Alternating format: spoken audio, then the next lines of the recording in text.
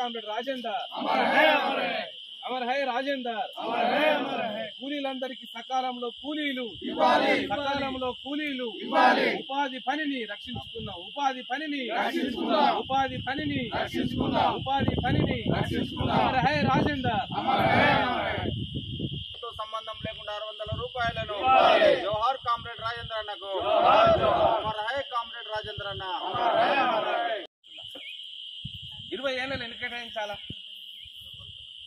కనీసం అప్పుడు 1,20,000 కోట్లు అంటే కనీసం తక్కువ 5 లక్షల కోట్లనే కేటాయించాలి కదా. ఎందుకు? పప్పు రేట్లతో సహా మంది కూడా పెరిగింది. కానీ ఎన్ని కేటాయించారు చెప్పాలన్నా? 60,000 కోట్లే కేటాయించారు. అంతే ఉత్త 60,000 కోట్లే కేటాయించారు. 60,000 కోట్లలో దీన్ని ఖర్చు ఎంత చేస్తారట అంటే సీసీ రోడ్లకు 40,000 కోట్లు ఖర్చు చేస్తున్నారు. ఈ పైసలకెళ్ళి సీసీ రోడ్లు చేపిస్తున్నారు.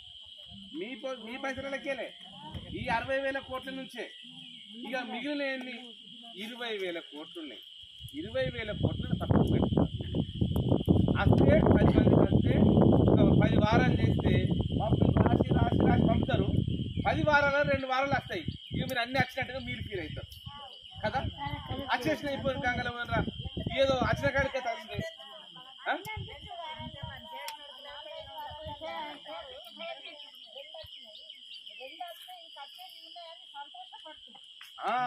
అత్త ఇవే వచ్చినాయని సంతోషపడతాం.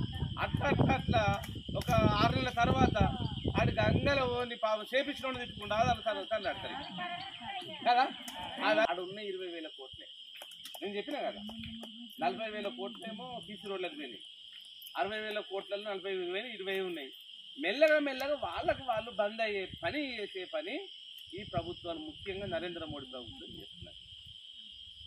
మరి మనం ఏం కావాలి? ఊర్లల్లో మనం ఎట్లా బతకాలనేది సమస్య. ఈయన ఉన్న సమస్య ఏంటంటే కూలీ చేస్తున్న లెక్క 2011 లెక్క ప్రకారము ఈ రాష్ట్రంలో 60 లక్షల మంది ఉన్నారట. ఒక్కోళ్ళు కాదు, ఇద్దరు కాదు, ఎంతమంది? 60 లక్షలు. పోనీ 11 ఏళ్ళల్లో ఇంకో 10 లక్షల పెరగకుండా పెరిగినట్టు పిల్లలు వాళ్ళు 11 ఏళ్ళలో పెరగకపోతా. దగ్గర ఏం చెప్తున్నారంటే 80 లక్షల మంది కూలీ చేస్తున్నారు. మరి 80 లక్షల మంది అయినరు. అన్ని జిల్లాలో సభ్యత్వం చేసే కార్యక్రమాలు చేస్తున్నారు. మీ ద్వారా మన గణేష్కి చెప్తాము. గణేష్ మీ అందరి పేర్లు రాస్తే మన సర్కార్కి చెప్పడానికి